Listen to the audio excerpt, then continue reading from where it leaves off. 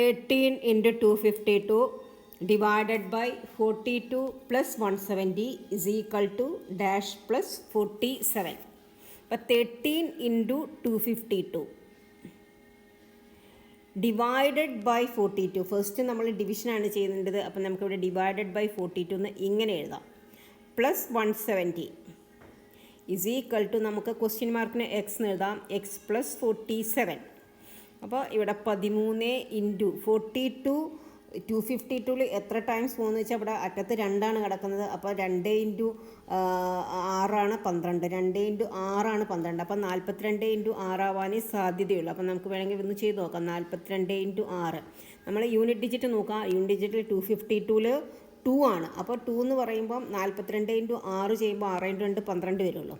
Balance 1 6 4 24 1 25 കൃത്യമായിട്ട് കിട്ടി. അപ്പോൾ 42 252 6 പ്രാവശ്യമാണ്.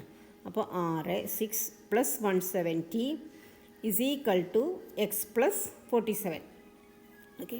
അപ്പോൾ 13 ഇൻറ്റു 6 എന്ന് പറഞ്ഞാൽ 6 into 3 18. Balance 1 28 plus 170 is equal to x plus 47.